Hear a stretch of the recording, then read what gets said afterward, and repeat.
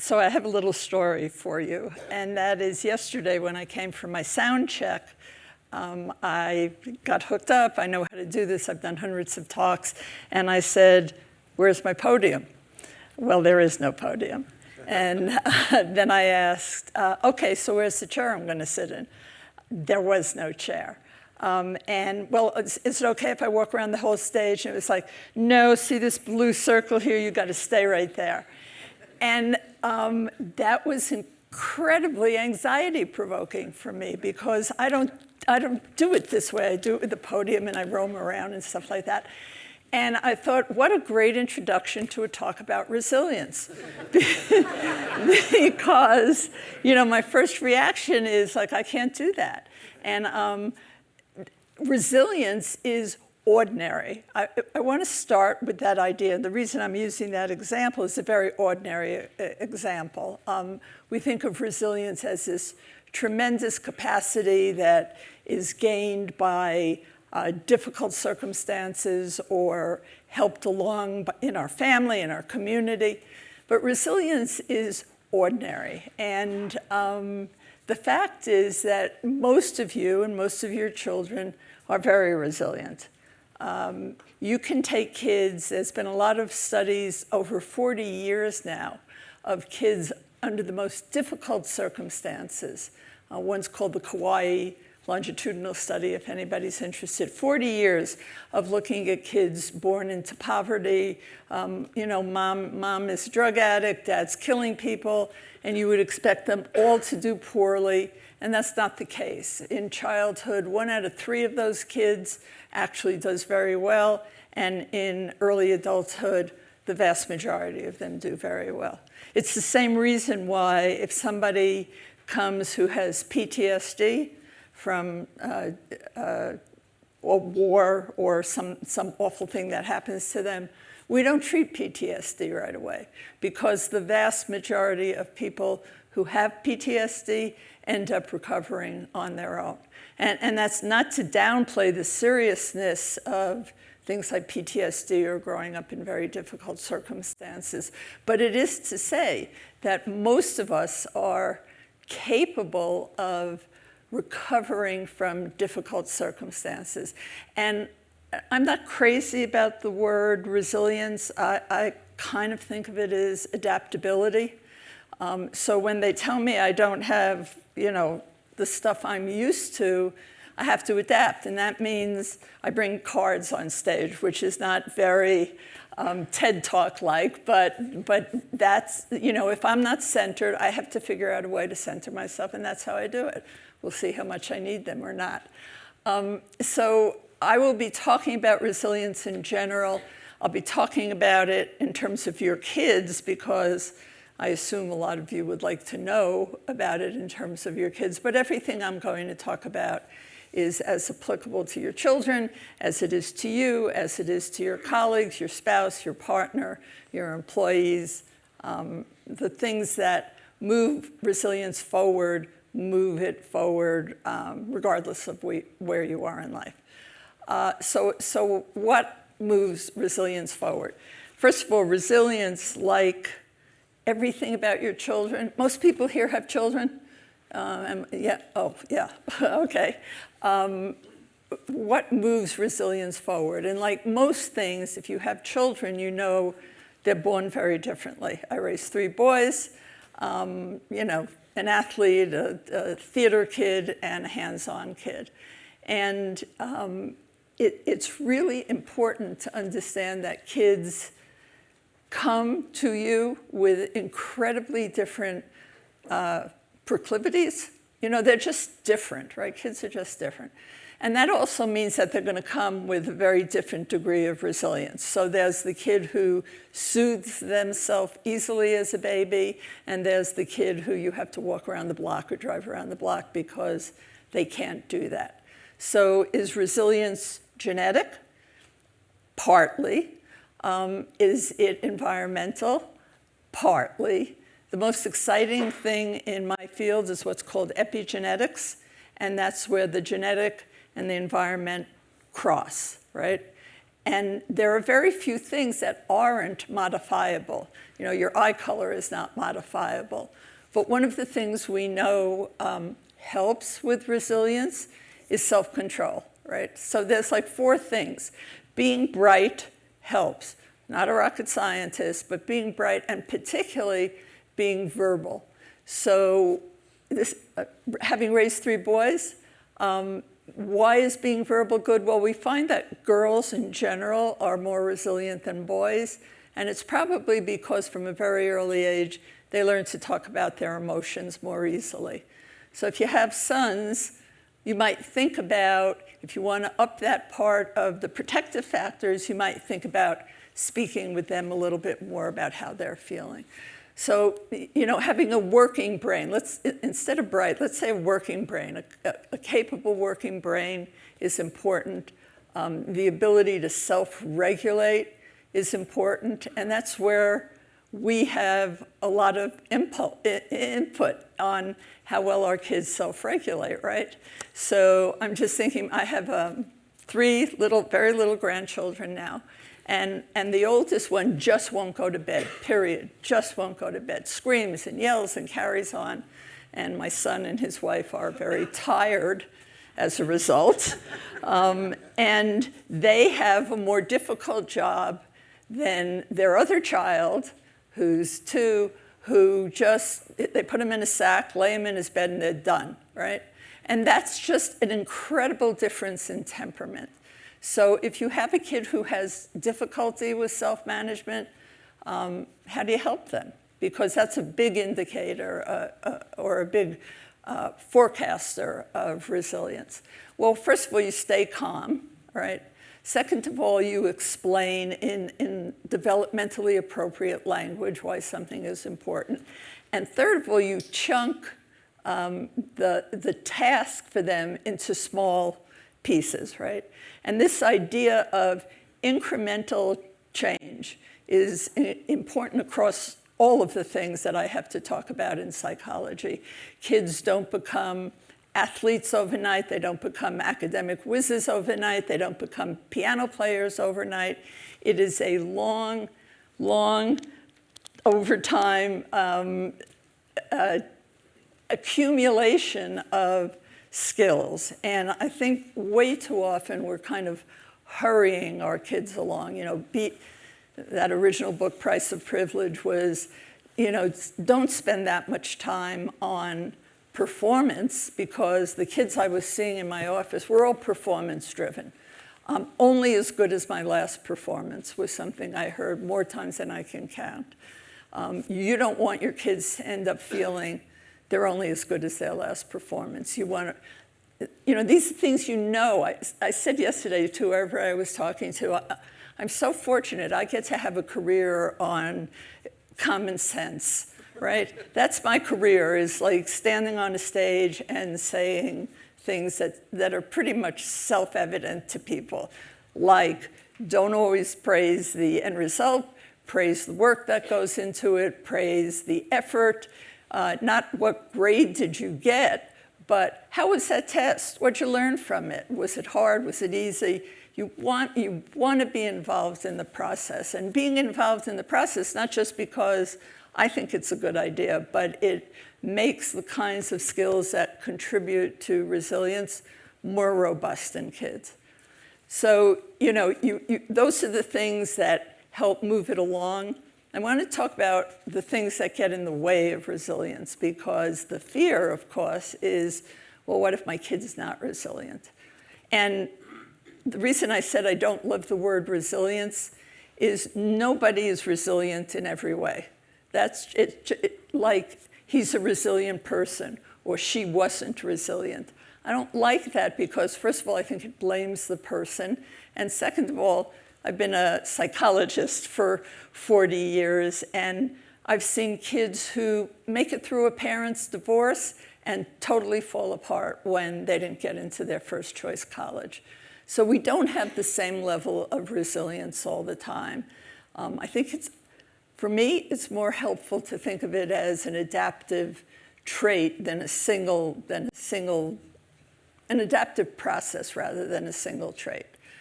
Okay, so how do we get in the way of building our kids' resilience? There are two things that really pop out. One is multiple trauma. So the research is really clear that kids who have multiple traumas are more at risk. And I'm using trauma in the absolute real way of talking about trauma. And this is off to the side, but it's why I don't like, and there's a lot of discussion, safe spaces and all that kind of stuff. Those are ways of avoiding what I see as learning experiences. Every time a child or you are confronted with challenge, you either figure out how to master it, my cards, or you feel like you have failed at it. And it's this incremental ability to face challenges that ends up making a, quote, resilient person. So keep your kids challenged, but make sure you're doing it in a way that is optimal, and that's where the chance of success is good, not guaranteed, because they need those experiences of failure. I was trying to remember when we met with Crystal, he said he didn't like the word failure. He liked getting better faster or something like that. So I don't like the word failure, and as a mom, it's like, it's very hard to say, make sure your kids fail all the time. It's really good for them, right? It doesn't feel that good. So one of the things you can do is sit with your child when they're struggling with something and listen. 40 years of listening to kids, I have never once heard a kid in my office say, the problem with my parents is they just listen too much. It doesn't go that way. It's always, they talk too much or they don't listen enough. Because we're in a VUCA, thank you, environment, I don't see Jeff here, but I know that business now uses the military term VUCA, volatile, uncertain, complex, and ambiguous. The ability to shift, the ability to adapt becomes even, I think it was always pressing, but it becomes even more pressing. And I think that it makes all of us anxious to be living in a world that is so difficult, complex, difficult.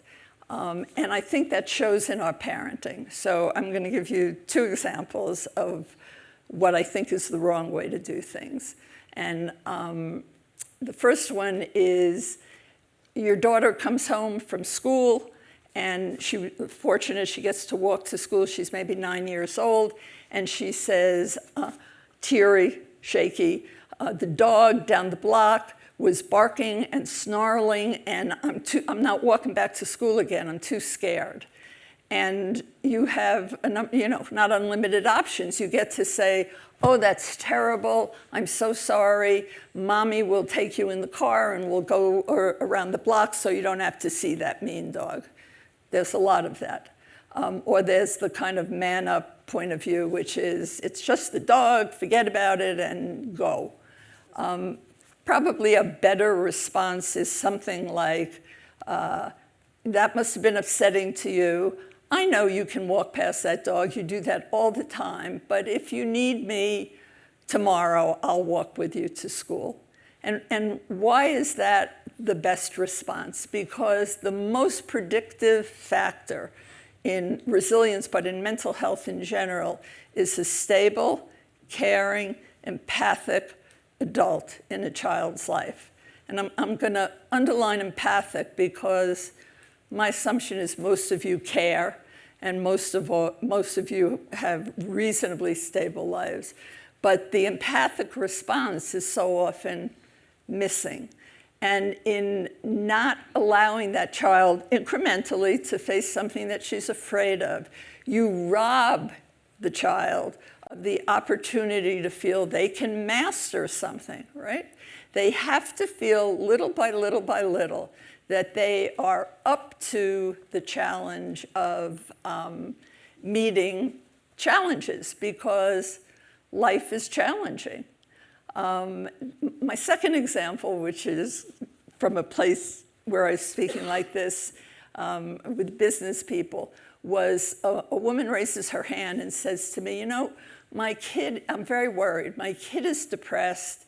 He goes to school in LA.